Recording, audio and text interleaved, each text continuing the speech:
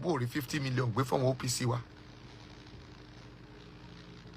Tinubu ò rí 50 million gbé fún àwọn Àgbẹ̀kọ̀yà. Tinubu ò rí 50 million gbé fún àwọn ọlọ́dẹ.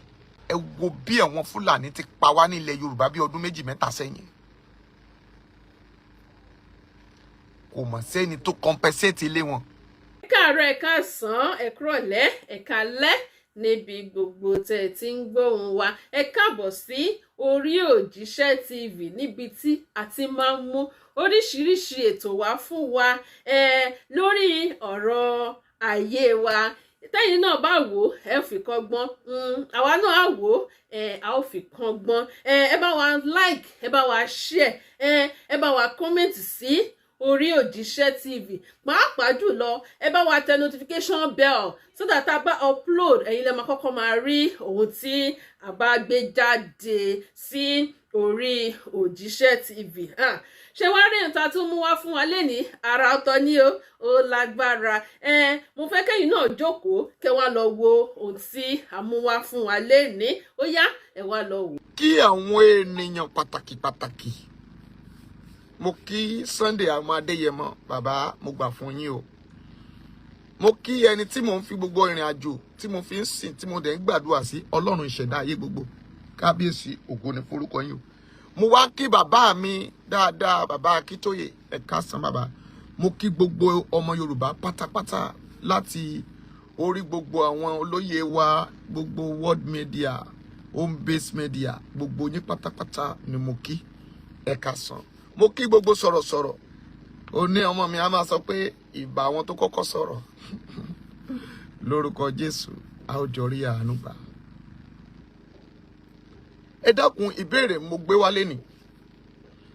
Wọ́n ní bí ọ̀rọ̀ ò bá yé ni ṣe là ń béèrè o. Ẹ dákun. Bẹ́ẹ̀ bá sì rí àkọlé tí mo kọ. Mo ní kí ni ìyàtọ̀ láàrin Ọbásanjọ́ àti ààrẹ Tinubu?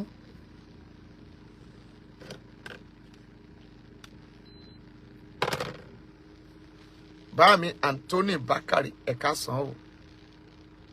Ẹ dákun ẹ jájọ yànnà náà.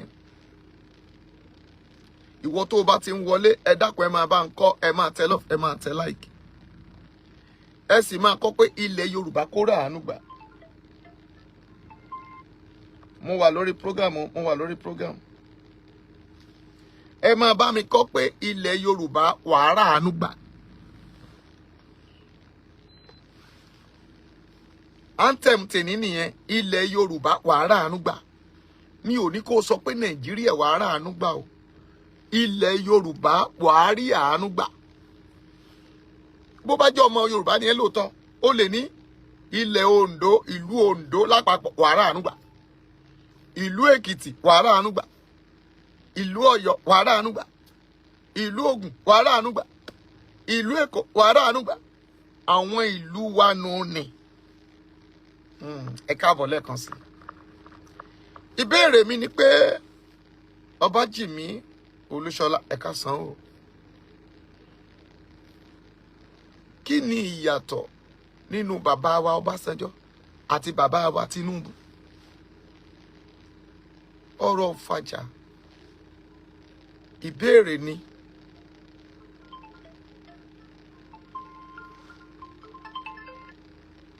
Ọ̀rọ̀ kò fàjà. Ìbéèrè ni. Kí ni ìyàtọ̀ báyìí? Ṣé ìyàtọ̀ wà? Ṣùgbọ́n àwọn ọ̀rọ̀ kan máa ń yà mí lẹ́nu tó bá ní a máa ń fi ìjọba bú ìjọba. Máa bọ̀ lọ́fíìsì, mo wà lọ́fíìsì, máa bọ̀ lọ́fíìsì.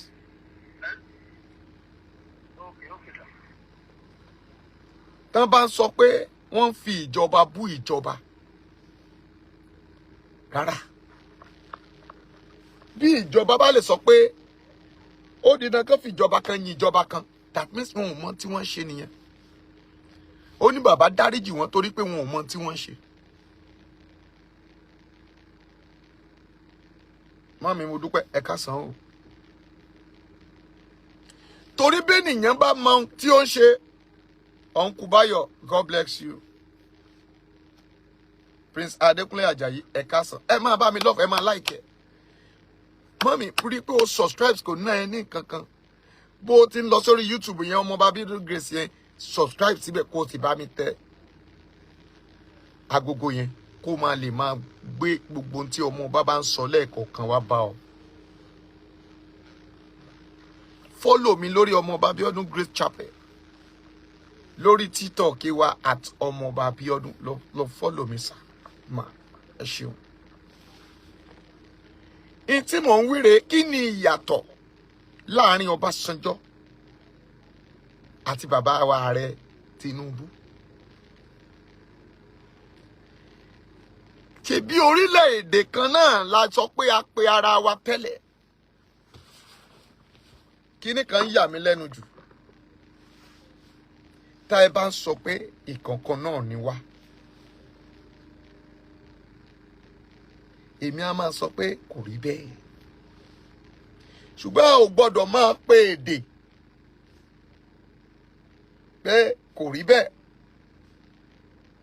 Ṣùgbọ́n wọ́n ní one Nigeria. It is possible. A ò lè kú síbi tí ó yẹ ká sọ̀rọ̀ sí. We are not the same.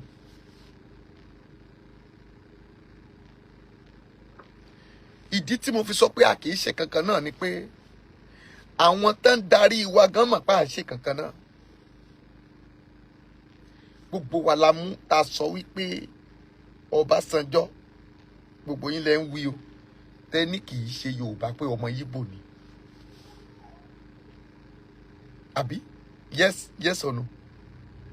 Gbogbo wa náà la tún sọ wípé ọmọ Yorùbá ọmọ ọkọ òun ni ààrẹ Tinubu. Ṣùgbọ́n ọmọ ọkọ ni ẹ pàtẹ́wọ́ fún wọn. Hallelujah. Nígbà tí wọ́n dá OPC nílẹ̀ Yorùbá,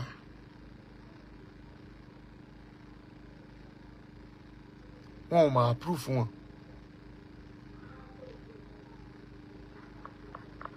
Àbí ilẹ̀ Yorùbá kọ́ la wà. Kí ni ìṣẹ̀lẹ̀ tó ń ṣẹlẹ̀ wọ́n fi dá OPC lẹ̀ láyé ìgbà yẹn? Torí nǹkan kan la ṣe dá OPC lẹ̀. Tí bàbá Fáṣẹ̀hùn tó dá OPC lẹ̀, kí Gani Adams kó tó tẹ́wọ́ gbà á, kó wá tó di onísọ̀nsọ̀rí lénìí. Ìṣẹ̀lẹ̀ kan ló mà ṣẹlẹ̀ láyé Buhari tí Ọlọ́run fọ̀run kẹ́ onínúure. Bẹ́ẹ̀ náà la máa sọ. Kọ́lọ́run fọ̀ ṣìṣe rẹ̀ kó foríjì.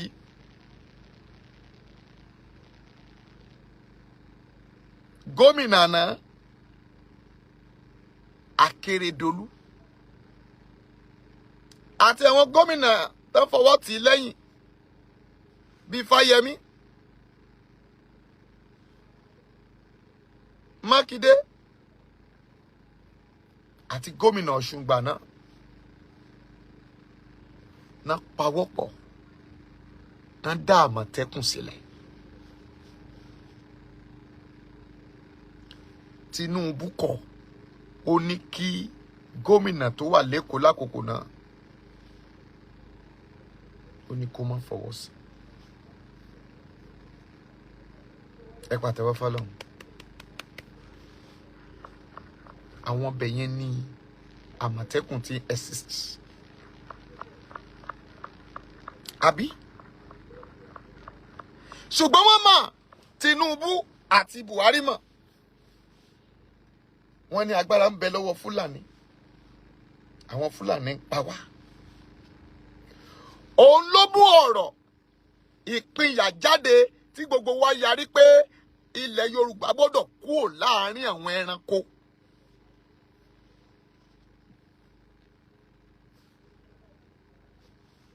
Pé ilẹ̀ Yorùbá gbọ́dọ̀ kúrò láàárín àwọn afẹranjako, àwọn gan ẹranko. ṣùgbọ́n lẹ́ni a ní gbogbo owó ilẹ̀ yìí tó yẹ kán fi ṣe wá lóore nọ́ọ̀tì ni Ọbásanjọ́ darí ẹ̀ sí. ṣùgbọ́n lẹ́ni láti gba campaign òun ni Tinubu ti ń wá ojú rere wọn ní north tó ti ń kó gbogbo nǹkan tó yẹ wá ń bí tó ti ń kó fún wọn lọ́hùn. eléyìí kì í sọ̀rọ̀ Olúwa. tá a bá rí tá a bá wí á gbàdájọ́ ẹ̀ 50 billion naira owó security. wọ́n dá mèyítì alákìíní kan lẹ̀ pé wọ́n máa ran àwọn sójà lọ́wọ́ láti máa ṣọ́ àwọn apani àti ajínigbé ní net. 50 billion èló lẹ fún wọn ní Gàngán, èló lẹ fún wọn ní Ìgbòho, èló lẹ fún wọn ní Làlátẹ̀, èló lẹ fún wọn lọ́ṣun, èló lẹ fún wọn lóńdó. stéètì 5 lẹ pín sí. stéètì mélòó ló bẹ nílẹ̀ Yorùbá? ààrẹ ní igbákejì ààrẹ wa ń sọ wípé àwọn dúpẹ́ lọ́wọ́ Tinubu o. mami jẹ́ máa rí lọ́fù ẹ̀ máa bá mi kọ́mẹ̀ntì ẹ̀ pé David Ekabosa wọ́n ní àwọn rí owó rẹ̀ o pé ó ṣeun púpọ̀ o bẹ́ẹ̀ là ń yin ọmọkùnrin. ìyàlẹ́nu wo ló wá jẹ́ fún mi?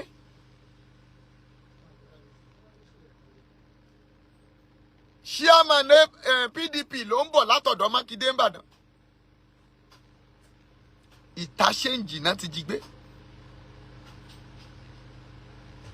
ibo náà ti jí gbé? ìtàṣẹ́ǹjì along Ìbàdàn expressway ní ìyànà Ṣàgámù ń bí. ibẹ̀ náà ti ta bàbá ń pa. ṣùgbọ́n bàbá ò lè fowó fún àwọn Àmọ̀tẹ́kùn o.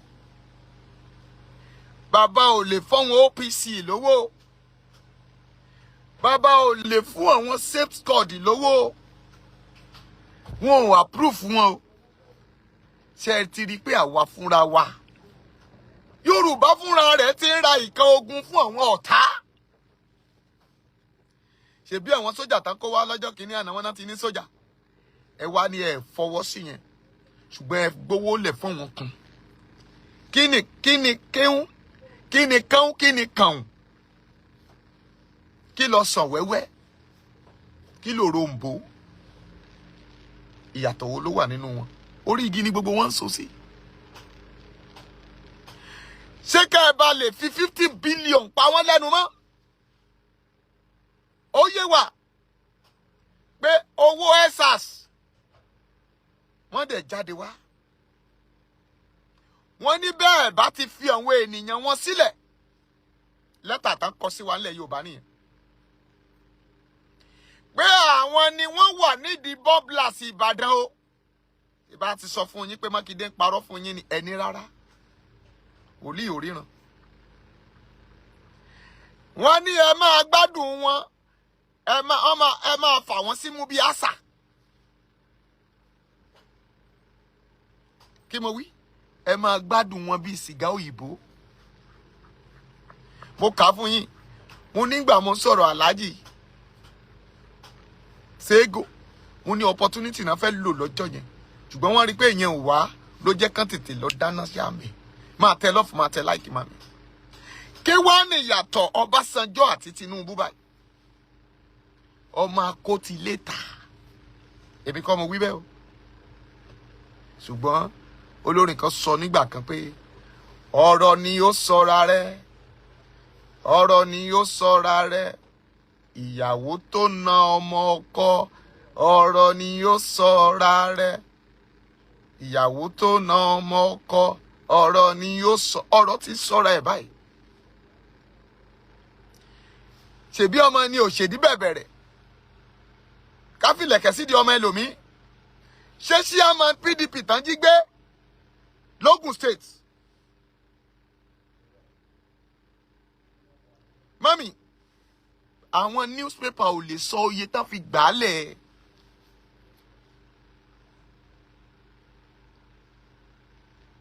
Ṣùgbọ́n káwọn àgbẹ̀ bá lè máa lóko, ẹ fún wọn ní 50 billion naira. Daddy, kì í ṣe 5 billion, 50 billion. Wọ́n wá ń dúpẹ́ lọ́wọ́ ààrẹ. Ààrẹ yin Buhari.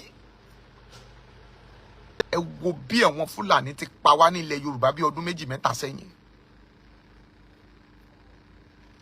Kò mọ̀ sẹ́ni tó compensate ilé wọn. Kàkà kí Buhari ó gbọ́ igbe wa, wọ́n ti gé létí lọ ń gbà náà. Ó tún ní kán lọ pa Sunday ọmọ Adéyẹmọ ni. They have a plan. Wọ́n sọ lọ́kàn wọn pé káwọn tó gbé ìjọba fún Tinubu, àwọn ti ní dialogue papọ̀. Òun ni ò jẹ́ kí Buhari tètè gbé ìjọba yẹn, kán tètè sọ ní tó wọlé jáde. Wọ́n ti pa, wọ́n ti kún. Wọ́n ti sọ bí wọ́n ṣe pín.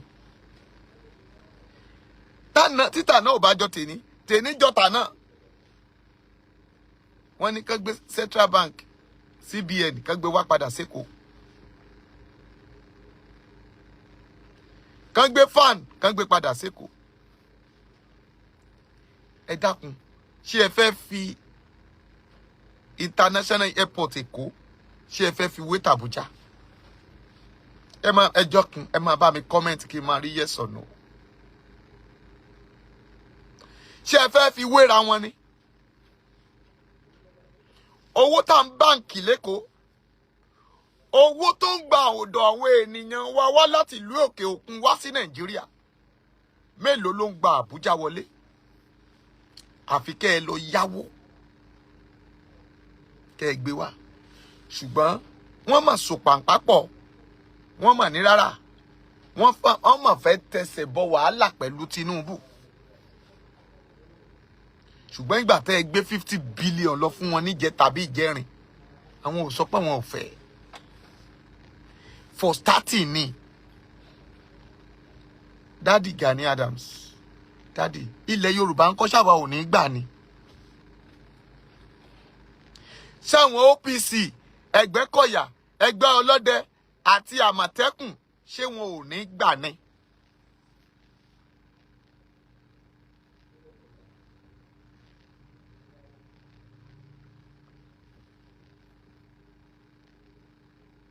Àṣàbí, good luck. Mo ní ṣé àwọn náà ò ní gbà ni? Ọ̀rọ̀ tó wà lẹ́yìn. Àkókò tó ṣe yé wa la wà yìí. Torí pé gbogbo ohun tí à ń ṣe yìí kò yé ìwọ, kò yé mi. Ṣùgbọ́n gbogbo yín ò lè sọ̀rọ̀ mọ́. Nígbà tó jẹ́ pé restructuring ni gbogbo wa ń bèrè, kábíyèsí o, bá mi bá dà, bàbá baálẹ̀ mi, kádé ó pẹ́ lórí kí ìrùkẹ̀rẹ̀ ó dókínrin bàbá. God bless you, sir. Daddy, ayé ò ní borúkọ yín jẹ́ sir.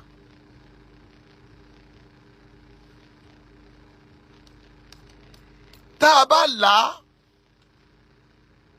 tá a bá yìn à ń tọ́ ni.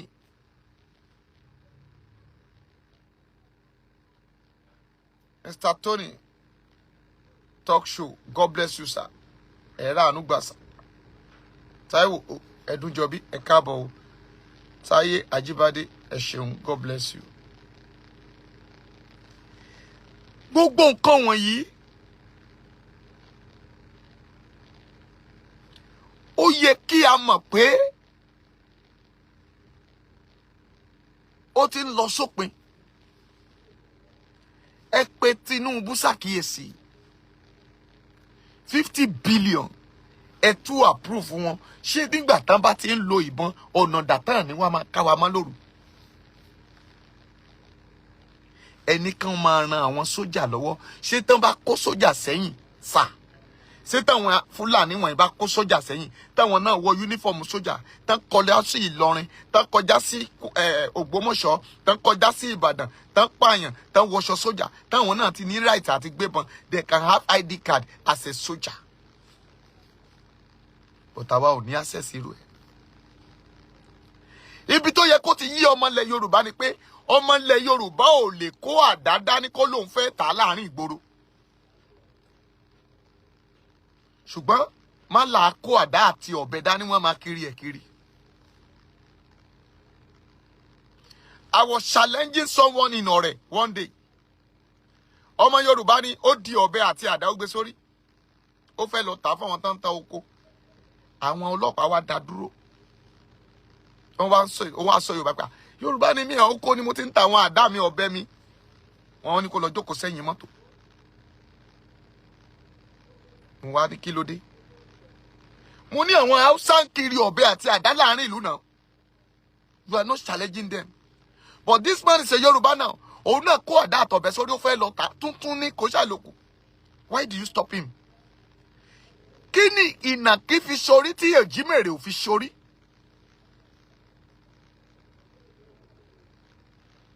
If not so, lọ́jọ́ náà wọ́n bá gba nǹkan tó gbé yẹn wọ́n á fi gbowó lọ́wọ́ ẹ̀. Mami Kenny Kọ́mọláfẹ́ ẹ̀ka sàn.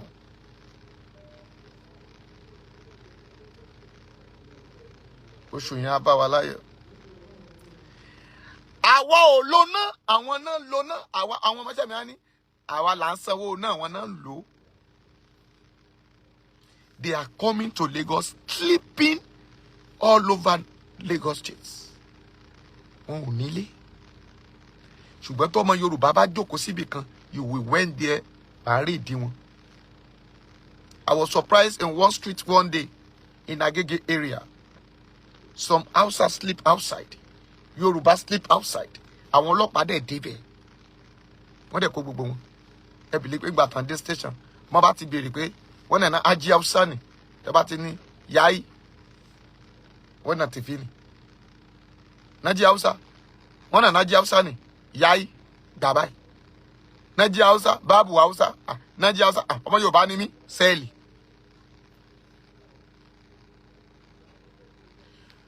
Ṣé àyàtọ̀ àbá àyàtọ̀?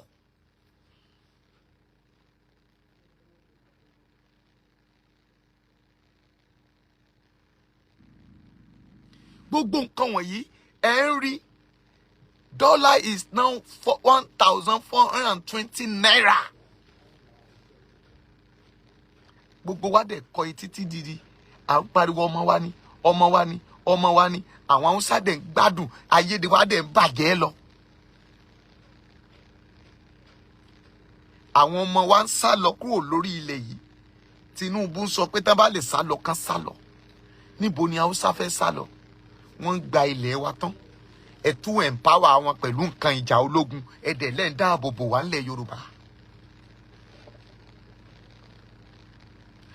Àwọn gómìnà wa ń parọ́ fún wa pé bomb blast àwọn oníkùsà ló fa kùsà tí bomb blast àwọn Fúlàní ti ń jáde fúnra wọn. Ṣùgbọ́n ẹ sọ fún àwọn Fúlàní pé kán wá ṣe fídíò ká mọ̀ pé wọn ká ba lè gbómi pẹ́ẹ́lí kaná pẹ̀lú ra wa.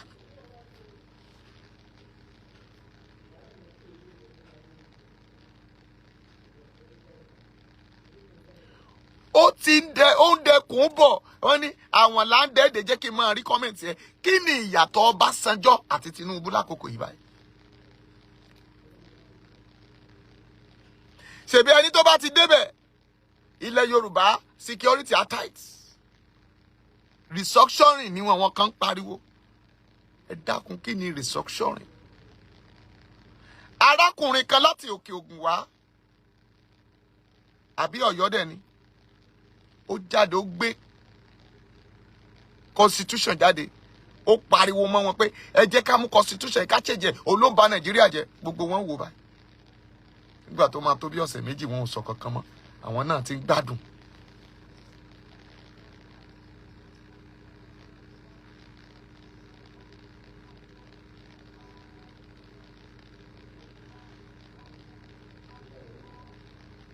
ẹ̀rí bàbá yẹn ó ní orí 5,000 ló ṣe ń lọ. Mami, in Lagos State àwa là ń ra dollar. Ike ọ̀dà gàrí is now 2,000 to 2,000. Àpò gàrí is almost 33,000-34,000. Bag of rice ńlá is 60,000, which is where is 59,000. Hey, 65,000 nìyẹn. Where is 60,000 to 59,000. Ebi ń pa ará ìlú. 50 billion naira. Is that a small money? Owó tá wá ń ṣiṣẹ́ tá ń làágùn sí. You pack the money. How many taxes ni wọ́n san ní north? Even that Binikebi nìkan tá pín lára owó yẹn kan. Àwọn nǹkan wo ló ń jáde ní Binikebi? Let me tell you where you can have money. Àwọn millions of naira tó ń wọ Binikebi. When you talking about Kamba, Kamba is a border to Niger in Binikebi State. Mo débẹ̀, ibẹ̀ ni àwọn Niger tí ń kó màlúù wá tà, wọ́n ń kó ẹran wá tà, wọ́n ń kó wíìtì wá, wọ́n ń kó ọkà bàbà wá, wọ́n ń kó àgbàdo wá ní Binikebi, which is Kamba. Tó o bá dé wọ́n Danchagari, o bá ti kó Danchagari, wàá máa lọ Bonza. Bonza yẹn ó dàbí abattoir ni. Wọ́n ta màlúù àtẹran bẹ̀, ògúnfe. Mami, Fulani ló ń gba làádà ń bẹ̀.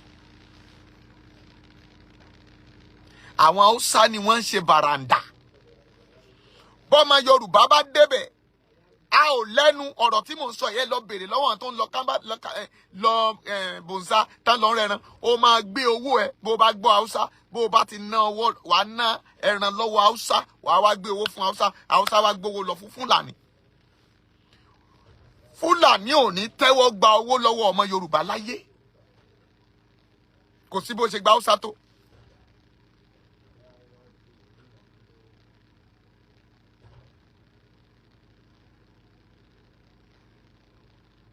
Bẹ́ẹ̀ni, Mr. Tony, wọ́n fẹ́ ṣọ́ọ̀tì wa dáhùn ni. Mami Abiodun, ẹ̀ka sọ̀rọ̀. Adébùkọ́lá Adégbádébọ̀, ẹ̀ka sọ̀rọ̀. Wọ́n á dẹ̀ gbé owó wàá lọ gbé fún. It's not possible for us. Mami, omoye tán gbà fún trailer. All the tickets they are cutting there. Bó o bá ra màlúù 12, kó sọ pé o rà pọ̀ lọ́dọ̀ nìkan. Each one na máa gbowó làádà lé lórí. Ṣùgbọ́n níbí wọ́n á dẹ̀ máa bọ̀, custom ò lè bí wọn kúkú dá wọn dúró. Ọlọ́pàá kì í dá wọn dúró. Wọn ò sanwó kankan lójú ọ̀nà. Go and check their trailer. Mélòó ló ní particular nínú ẹ̀. Gbogbo àwọn outside driver tán wá ẹran tán wá oúnjẹ dé láti north, they didn't have a driving license. Kóòtù mi pé mi wòlíì ni mo sọ bẹ́ẹ̀.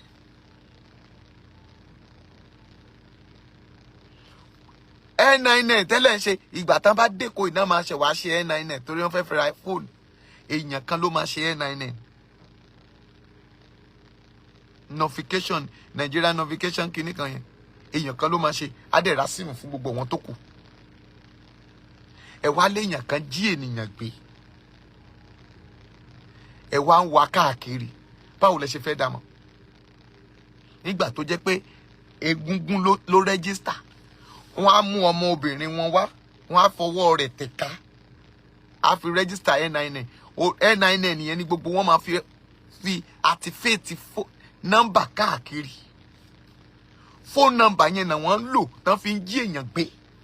I'm telling you the truth.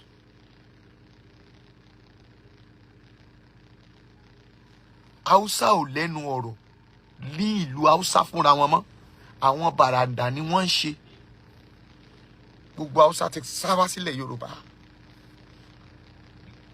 That is why wọn ò rí ẹni tajà fún mọ́.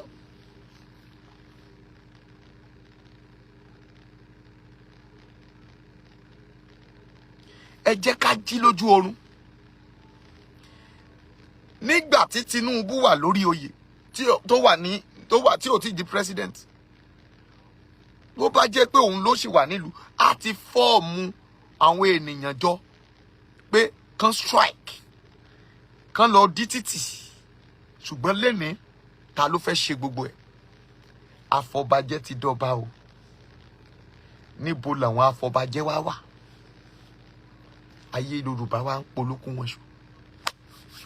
Dénìyàn kan bá dìde sìn ẹni ọmọ àlè ni, ẹni àfẹ́ràn ara wa, ṣùgbọ́n ẹ̀tọ́ wa ń sọnù lọ o. Ẹ̀yin olùgbọ́ mi, ẹ̀tọ́ wa ń sọnù lọ. Àwọn nǹkan tí ò kàn wá là ń dá sí. Ẹ wo bàbá Mohbad, ó lóun ò rí justice lẹ́kọ̀ọ́ nílẹ̀ Yorùbá, ó gba nọ́ọ̀tì lọ. Hallelujah. Àwa ń para wa.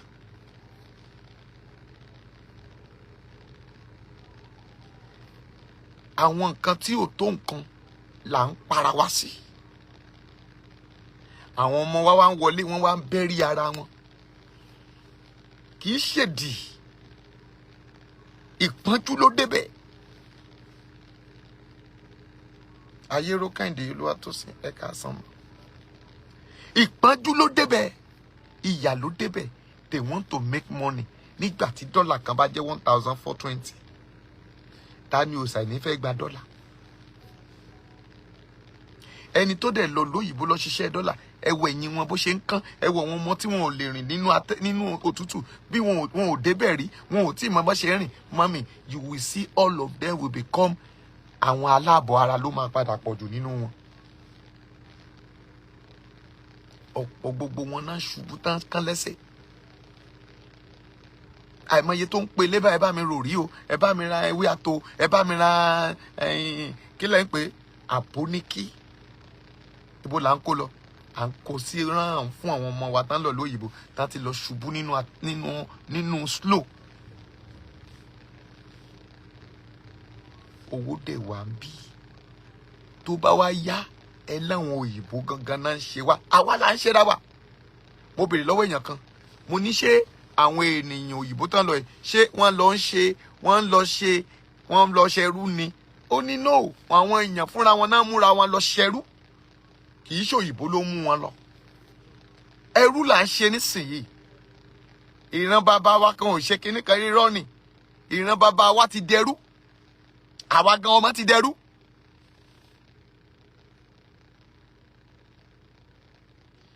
Wọn ò fẹ́ jẹ́ ká sọ̀rọ̀. Ẹ ń pa wá nípakúpa. Ẹ ń fi dà yanjú wa. Èèyàn ń pa wá. Ẹ ò protect wa. I've told you already. Mo ní Babangida sọ fún yín ipò pé ẹ máa pípò fún wọn. Àwa máa mú wọn lábẹ́lẹ̀. Tẹ̀bí ipò lẹ́fẹ́. Ọmọ yín lọ̀gá sójà. Ọmọ yín lọ̀gá ọlọ́pàá. Ọmọ yín lọ̀gá Air Force. Ọmọ yín lọ̀gá tó wà ní pọ́ọ̀tù. Ṣebí mo ti ṣe gbogbo ẹ̀ fún yín. Ọmọ yín ló wà ńbẹ̀. But the controller is underground. That control all these people. They cannot control themselves without controller.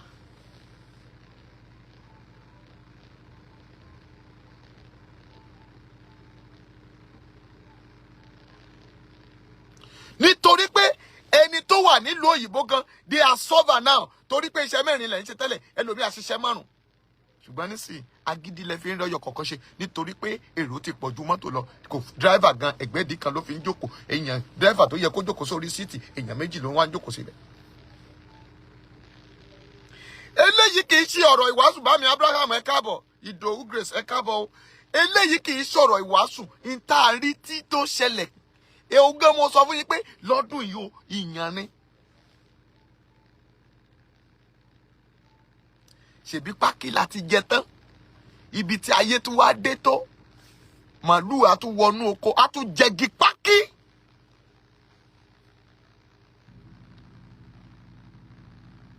Ẹ wo the funny part. Ó ní ibìkan after Ògèrè. À ń ṣiṣẹ́ kan bẹ́ẹ̀. Mami, àwọn blọ́ọ̀kì. Mọ́là dẹ̀ kọ Hausa lọ́bẹ̀. Àwọn màlúù dẹ̀ wó gbogbo blọ́ọ̀kì dànù. ṣé kò tún yàtọ̀ sí pé o tún kọ́lé màálù wó blọ́ọ̀kì forí gbá blọ́ọ̀kì wọ́n wó gbogbo ẹ̀lẹ́ kán ba lè máa rí àyè kọjá lọ. wàá kọ́lé sílẹ̀ àwọn Fúlàní yìí dẹ̀ máa wá no quash right ẹ máa bá mi tẹ lọ́fẹ̀ẹ́ tẹ wà lórí Facebook wọn kàn fẹ́ flag yẹ ọ̀rọ̀ yẹn ti ń bá wọn báyìí. ìtú táwọn Fúlàní ti ń pa fún yín ẹ̀ tí ìmọ̀ kankan ẹ máa kọ́lé báyìí ẹ dẹ̀ máa kó casement sí ẹ máa kan tán pè ní casement àwọn gíláàsì tẹ́ ẹ ti fi irin sínú aluminium tán ti fit sínú window they will went there nínú site wọ́n dẹ̀ máa yọ gbogbo ìkílẹ̀ tó mọ́. wọ́n máa yọ gbogbo ẹ̀ lọ. ṣé site tá a ti parí ká máa gba security sí but tó bá fẹ́ jàre wọn wàá tẹ̀ lọ bá àwọn Fúlàní tó wà nítòsí bẹ̀ pé please Megeda help me dey look this place wàá fi olè ṣọ́ǹkan wàá tún máa fún lówó. ó ti tó stage yẹn sá mami ó ti tó stage yẹn. àwọn pastor ṣe náà dẹ̀ ń bribe Fúlàní báyìí gbogbo àwọn tó wà lórí òkè àwọn Fúlàní yẹn wọ́n fún wọn lóúnjẹ ni àwọn pastor yín fún wọn lóúnjẹ ni ẹja tó tọ́ fún yín lẹ́nu. ẹ pín ètò yìí ìwọ tó fẹ́ràn ilẹ̀ Yorùbá máa bá mi kọ́ pé God bless ilẹ̀ Yorùbá. àwọn Fúlàní yẹn mami ẹ lè lé wọn ẹ̀yin lẹ fún wọn lóúnjẹ they will know àwọn náà dá màlúù wọnú site o you be giving them bribe please don't let your cow to pass here take 2,000 3,000 ìgbà yẹn ló máa ní òun òkú màlúù wọbẹ ìlú tó lọba tó díjòyè akómọ awó fẹǹsì ẹ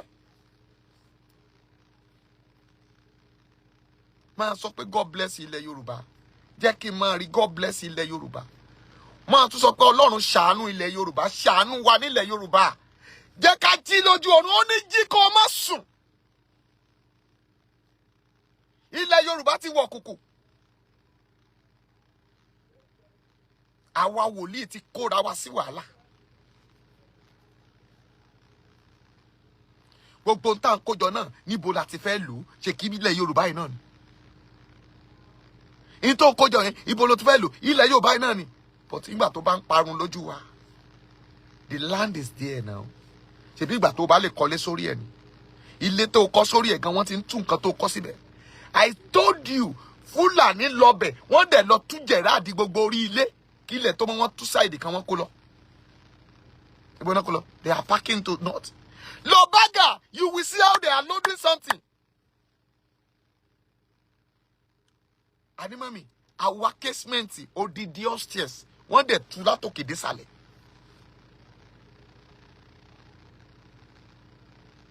wọ́n tú látòkè désàlẹ̀ casement abẹ̀rẹ̀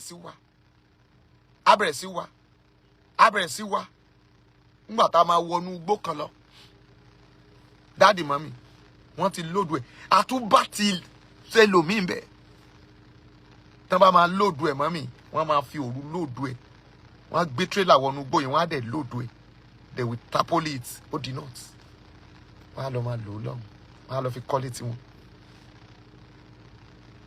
wọ́n á kó lọ Àbújá they will go and use it over there.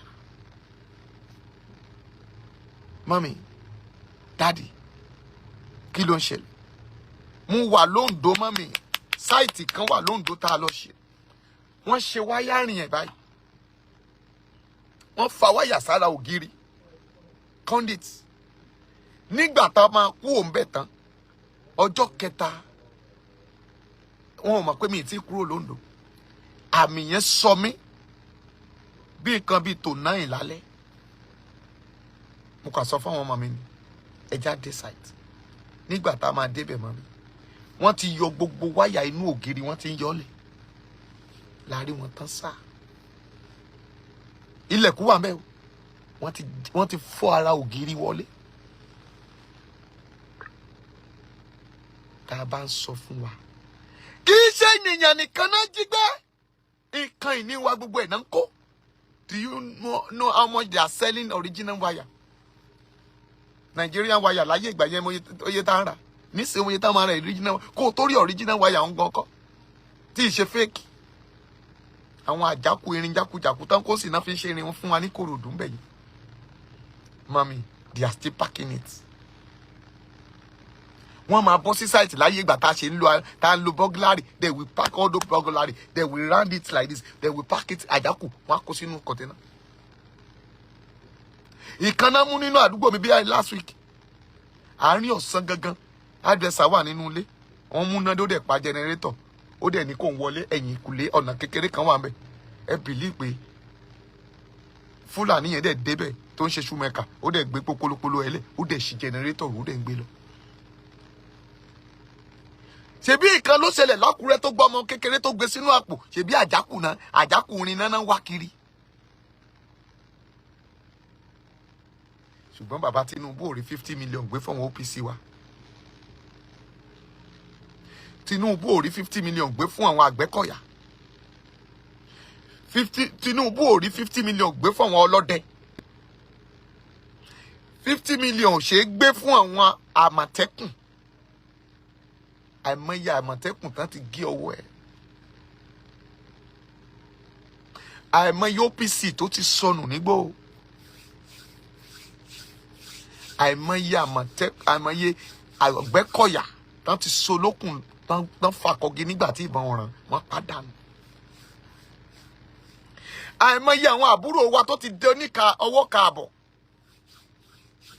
Àìmọye ọ̀kadà mọye tán ta ọ̀kadà táwọn ọmọ wa ń gùn táwọn fáṣọ àwọn Sanwó-Olú tán tó 6. Wọ́n ń ta ọ̀kadà táwa rà láyé ìgbà táwa ń gọ̀ ọ̀kadà ní 75,000 nígbà tí Bàjáàdì dé Nàìjíríà. Pé wọ́n kọ́kọ́ ta Bàjáàdì láyé 52,000 náà ta lábòrú ní Yànàpájà ibẹ̀ náà kọ́kọ́ já sí Bàjáàdì yẹn. Nígbà tá máa kó lọ sí ìlú Péjú ó di 72,000. Ọdún mélòó ni sísìn? Ọ̀kadà òun náà wá ń tà ní 750,000 yìí.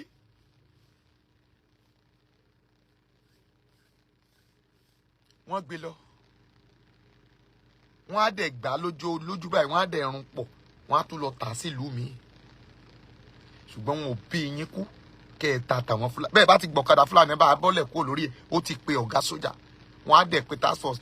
Àwọn fúnra wọn náà tún máa gùn padà lọ sábà tí ò gbé fún wọn. Ṣé rójú ayé? Ẹ lọ gbogbo area káàkiri l'Ékòó, ìgbèríko, there are many over there. All your house that you sell. Gbogbo ẹ̀yin tẹ́ tọ property yín tẹ́ jápa. Ẹlòmíì Nigeria ẹ gbọ́dọ̀ jápa. It's nice to jápa, right? But tó o bá dé, ṣé kìí ṣàkàtà Fúlàní ló fẹ́ dé sí? A dẹ̀ sọ pé ṣé ayé Ọbásanjọ́ ẹni mélòó ló jápa? Ayé Goodluck ayé ẹni mélòó ló jápa? Ìnira ni Tinubu fi ń ṣèjọba fún wa. Ẹ jẹ́ kí iye wá sí. Ẹ jẹ́ ká béèrè lọ́wọ́ Tinubu kí ló ń ṣẹlẹ̀. Ẹ̀yin kábíyèsí gbogbo kádé ó pẹ́ lórí kí bàtà ó pẹ́ lẹ́sẹ̀ kí ìrùkẹ̀rẹ̀ ó dé kíní. Ẹ má wo ọmọ Yorùbá níran. Tinubu péjọ ó bá yín sọ̀rọ̀. Ẹ̀yin náà ẹ péjọ ẹ lọ bá ẹ bá sọ̀rọ̀.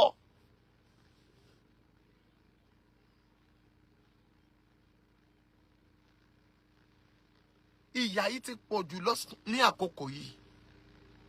Ṣebí ayé tẹ́bí bá pọ̀ ọmọ la bu gàrí gan ò ṣe é bù dànù mọ́.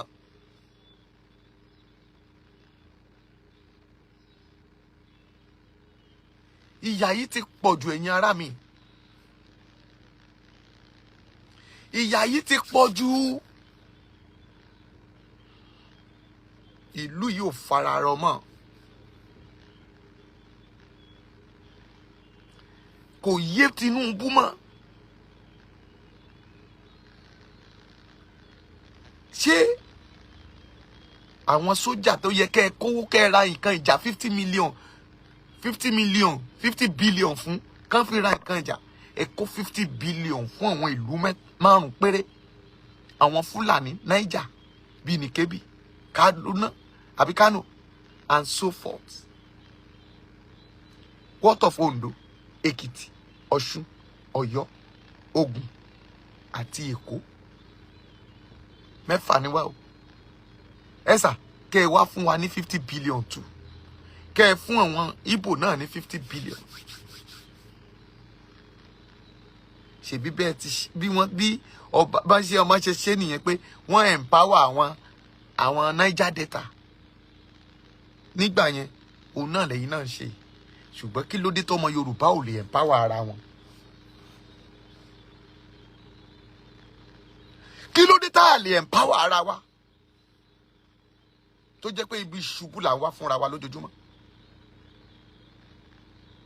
Kí ló dé tá a support ara wa ká dé ilẹ̀ ìlérí? Ṣé ojú onítìrí ti já? Olè ló pọ̀ jù.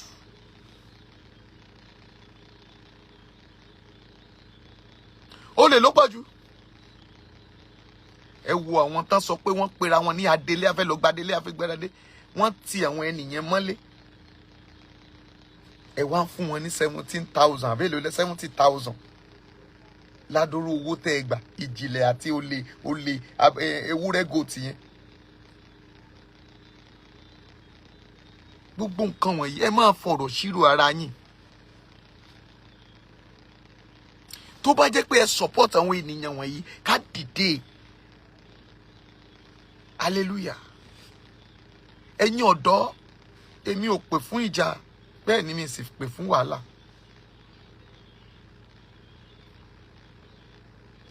Mo sọ ìran fún yín tí mo fi sọ ọ̀rọ̀ aláàjì àwọn tán fẹ́ ṣe national union pé kán ṣe mẹ́dọ̀, ẹ má jẹ́ kán tibẹ̀ kógun wọlé. Mọ́mì, ẹ mọ tán fojú mi rí. Mo ṣe recover ni.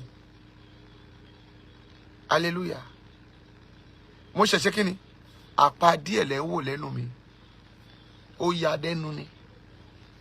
Tánran. Ta la fẹ́ yàgbẹ́ tá a fẹ́ ṣìdí wọn. Iṣẹ́ Ọlọ́run lèmi ń ṣe. Ṣùgbọ́n mo fẹ́ jẹ́ kí gbogbo ènìyàn máa sọ fún gbogbo ayé, ẹni tí mo bá dùpù rí kó bọ́ ọ̀tá pé mo dùpù òun rí. Pé gbogbo ohun téèyàn bá ti ń ṣe kó máa rántí pé ẹ̀san rẹ̀ máa dé bá òun lọ́jọ́ kan. Mo lérò pé ẹ̀yin náà ti rí ohun tí a mú wá fún wa lénìí. Ẹ bá wa like, ẹ bá wa share, ẹ bá wa subscribe sí Orí Òjíṣẹ́ TV. Ẹ bá wa tẹ notification bell so that a bá tún mú àwọn àkọ̀tun wá fún wa. Ẹ̀yin lẹ́ ò kọ́kọ́ máa rí. Títí di ìgbà tá ò tún máa pàdé lórí Òjíṣẹ́ TV. Ó dàbọ̀.